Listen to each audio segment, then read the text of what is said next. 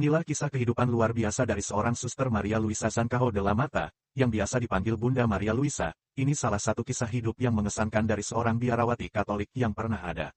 Selain karena cara hidupnya, bersatu dengan Tuhan, dia juga mengalami fenomena supranatural luar biasa yang terjadi di sekitarnya, dan disaksikan oleh puluhan orang, yang telah memberikan kesaksiannya.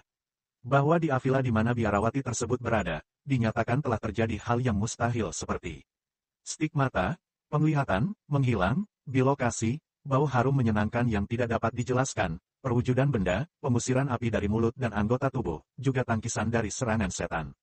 Kondisi cacat dan kesehatan yang buruk sejak masa kanak-kanaknya, mistikus yang luar biasa dari Madrid Spanyol ini, bangkit untuk mendirikan sebuah ordo, yang dinamakannya Misionaris Cinta Kasih dan Pemeliharaan, yang didedikasikan untuk perawatan orang sakit dan miskin. Dia meninggal pada tahun 1954 dengan reputasi kesucian di antara anggota kongregasinya dan dengan penduduk setempat.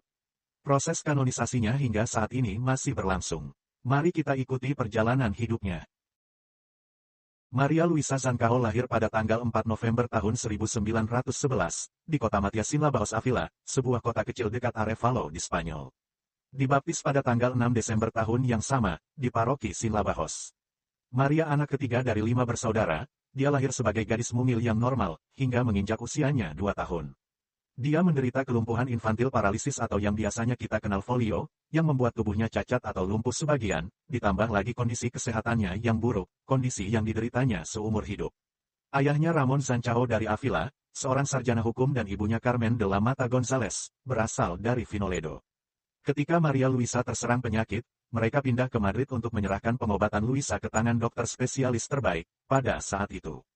Pada tanggal 26 Mei tahun 1916, Luisa dirawat di Rumah Sakit Del Niño Jesús. Dia menjalani 2 kali operasi yakni pada tanggal 18 September dan tanggal 18 November.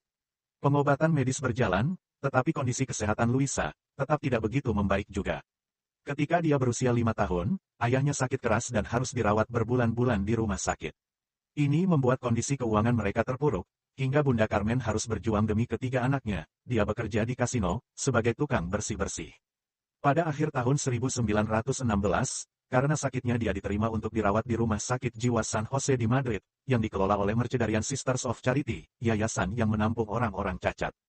Saudara sulungnya Manuela 10 tahun, diterima di Nuestra Señora de las Mercedes Asylum yang kemudian juga dengan Carmen adiknya yang berusia 3 tahun.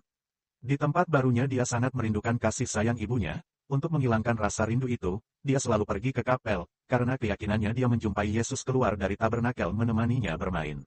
Luisa kecil pernah mengatakan hal ini kepada ibu.